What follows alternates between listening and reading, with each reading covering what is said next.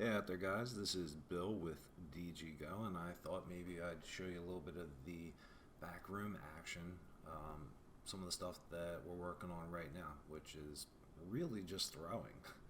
Um, you guys have seen a lot of the pictures of the courses that are being built, but in the meantime, really it just constantly comes down to tuning the disc and seeing what we can do to make the flight more realistic. One of the things I want to show you is, again, this is one of our testing areas, and we basically just use this when we're trying to, see how a new disc would fly. It's very bare bone right now. We don't really have any of the cool things that we'll be adding to it once it becomes part of the main training in the game. But right now we're using it for training to make sure that the discs fly right. So I figured I would show you real quick exactly how they're looking. Right now we're using the Oinker, and it's an overstable putter. You may get the reference in the name, but that's not what it is, just like it.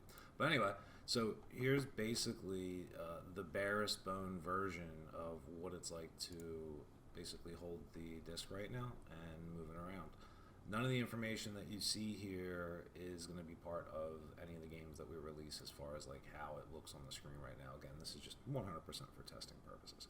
But one of the first things that you see is the power and aim indicator, which is going to look different in the final version of the game. But basically, just move the mouse to aim. And that's what we're doing. We're moving the mouse to aim. No big deal. And then what we'll do is, once we want to move on to the next step, which we're going to want to rotate our disc, we just left click once. And now we're locked into position so we can rotate our disc. We can move it left or right like this, and then you'll see that the disc moves. If we want to go back, if we just want to move again, we just right click, and then it puts us back into that state. Basically, we can go back and forth. So anyway, if we were to make a shot, or take a shot, and I was to line that baby up right there, I would click once to go ahead and get the angle that I want, and then I'll click again, and then that's when this meter pops up. Now the thing with the meter is, if this is the perfect angle that I want to throw this disc on, then I'm going to want to hit that meter dead in the center of that green area.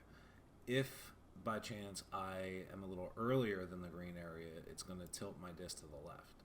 If I'm a little later than that green area, then it's going to tilt my disc to the right. So basically I want to try and stay within that green area for the most accurate shot. The one thing worth mentioning is that we're throwing putters here, so this is about a 3-speed disc. If we were throwing a quicker disc, I think I could actually show you that. Okay, so that's a mid-range, and there's a driver. So you can see how the speed actually changes. And there's going to be other factors too that we won't mention right now. But anyway, so if I want to, I can completely cancel out of this, or I can go ahead and take a shot. So I'd say right about here. This thing's overstable as heck. So I'm going to put a little ante on it, maybe go up a little bit. I think throw force 50 might be too much. Let's try maybe 45. Let me see what we can do here. Well, that's pretty good. Oh, that's looking genuine. Say, it's barked. I'm not going to complain about it. But yeah, so that's pretty much it. Like I said, this is just one of our testing areas, real rudimentary. Just wanted to show you guys what it's like.